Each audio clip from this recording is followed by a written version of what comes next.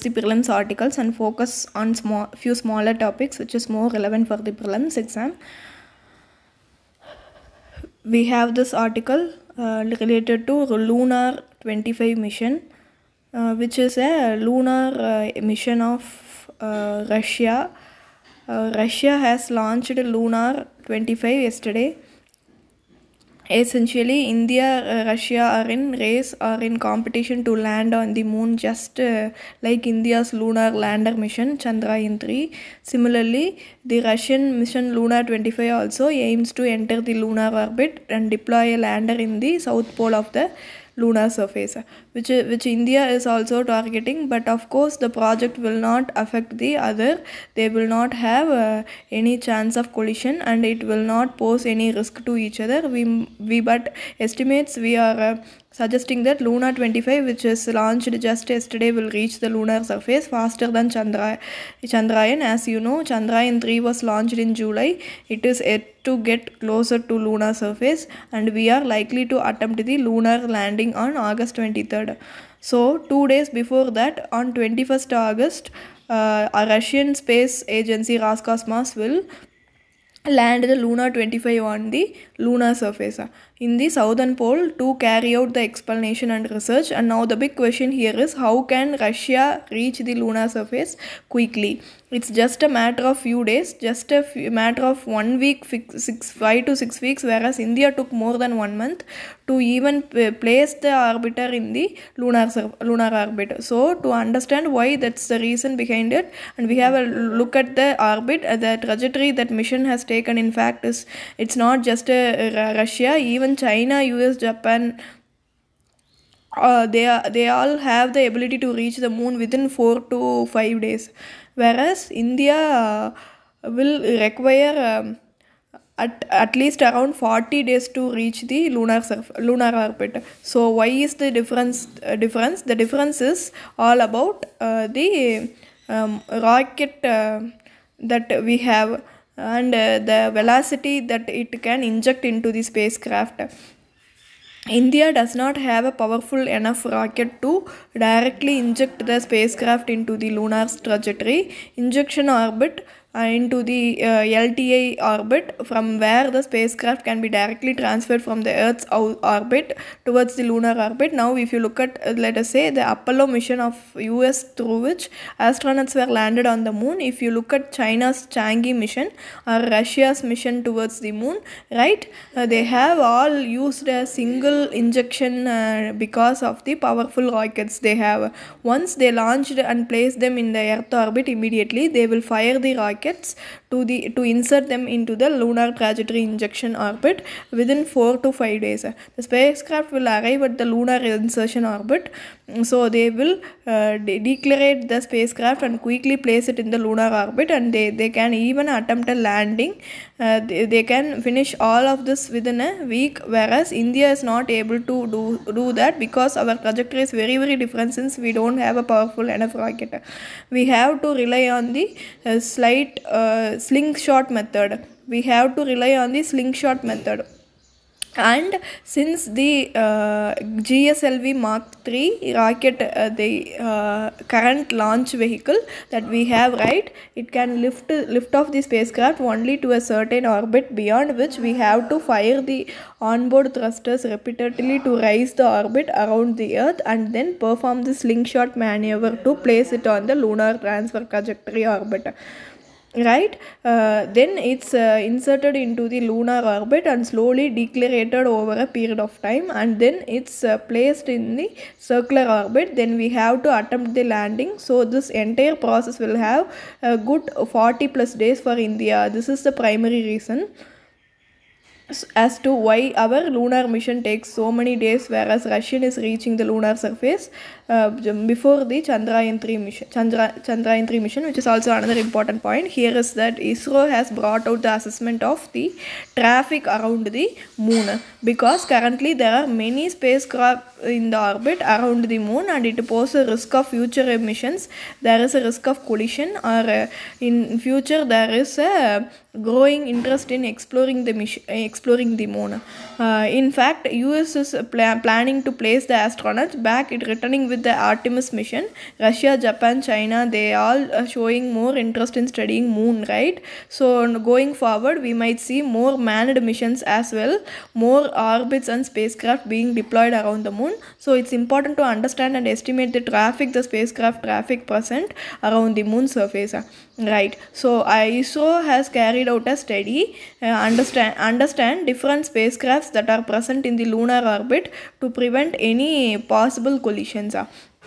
You have various space missions like Lunar Reconnaissance Orbiter of NASA.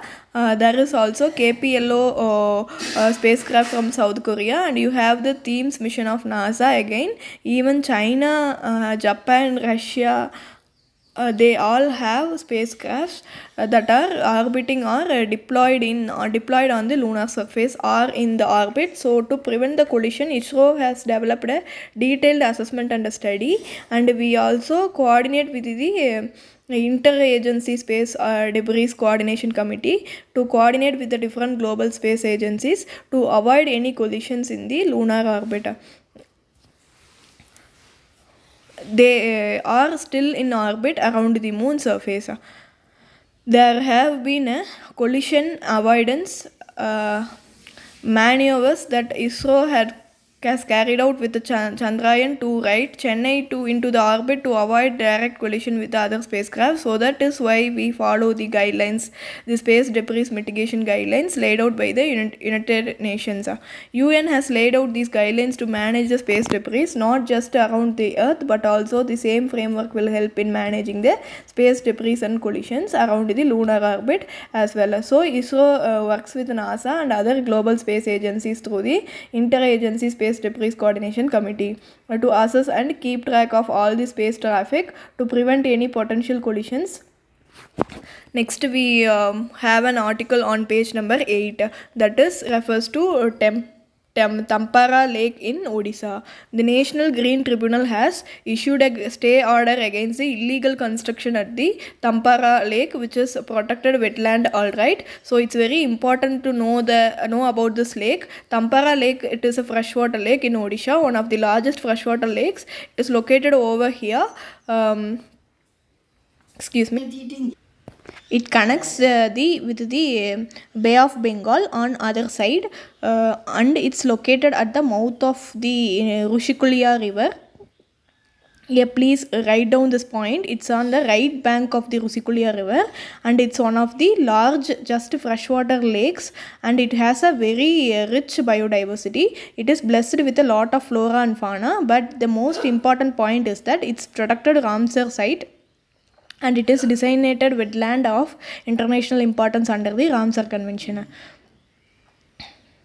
So Odisha is very interested in protecting and conserving this wetland, and there was a illegal construction which was taking place in the wetland catchment area, and the National Green Tribunal has intervened. It has directed the state government to stop any such illegal construction. Now, with regard to wetland conservation, we have set of rules, the Wetland Conservation Management Rules of 2017, under which responsibility has been placed with the state government to conserve and manage the wetland, particularly Ramsar sites, which are of international importance. It has established the State Wetland Authority. State wetland authorities have the primary responsibility to conserve and protect the wetlands, and it is headed by the Environment Minister in that state along with the top government officials. So this authority comprises of government officials and experts along with the State Environment Minister.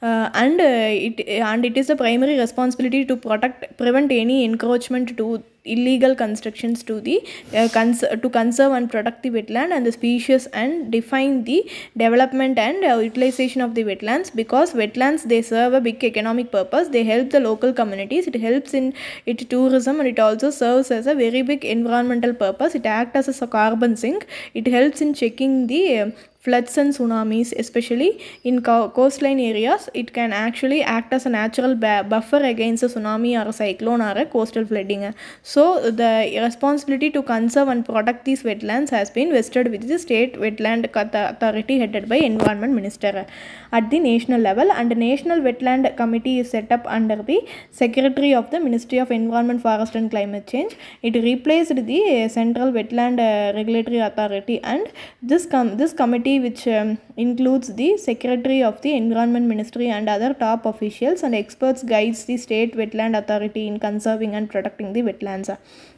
Next, moving on into the page 14, we have a couple of articles referring to the Khalistan movement, which has been rearing its head again. We have seen many development in the recent past where the attempts have been made in India and abroad to try to revive the dormant Khalistan movement in this regard. One particular terrorist outfit called KTF is in news, the Khalistan Tiger Force. The Khalistan Tiger Force is a notorious Khalistan terrorist organization that was established in 1980s, where Kurdistan movement was at its peak, and KTF along with other Khalistan groups like Barbar Khalsa, International Khalistan Commando Force and Khalistan Jindabad Force, with pose the biggest threat to India's integrity and sovereignty. They are responsible for many terrorist incidents in Punjab. This outfit, the KTF, is believed to have connections with the Pakistan's ISI, where it is receiving the covert support to wage this war against India.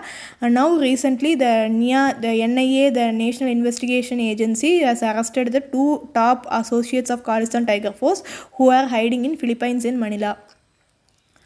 See, the Khalistan movement has lot of global support within few radical sections of the diaspora.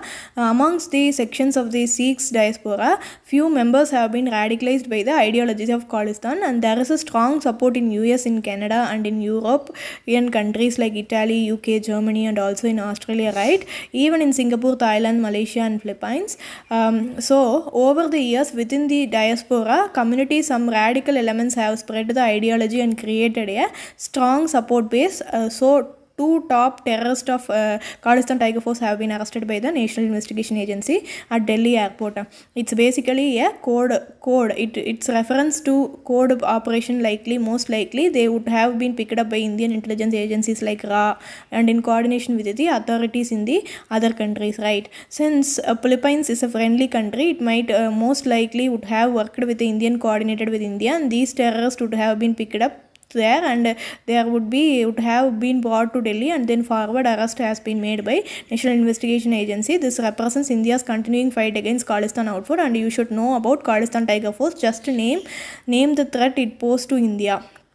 Recently, the chief of Khalistan Tiger Force, Hardeep Singh Nigar, has assassinated in Canada by the unidentified gunmen in a major development. Several top Khalistan Tiger leaders were they are assassinated in other part of the world. Of course, there is no link with India. India has never confirmed any such links with these apparent assassinations, but these killings attracted a lot of media and global attention, right? So it shows that Khalistan Tiger Force as a group is weakening and declining, all right. Along with this, United Kingdom has set aside a dedicated fund to sponsor its efforts against Khalistan extremism, since UK had become a major hub, right? Recently, Indian High Commissioner was targeted by the pro-Khalistan extremists, so India has expressed its displeasure, protested with the UK to ensure that UK protects the Indian mission abroad and takes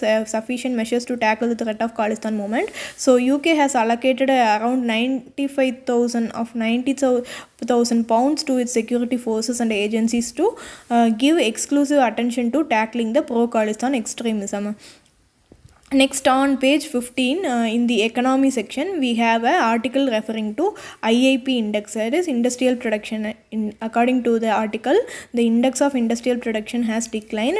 It has contracted, which indicates a slowdown in the Indian economy. In the last few months, the data for the month of June is showing a contraction, particularly in consumer durables, which means that there has been a reduction in the demand.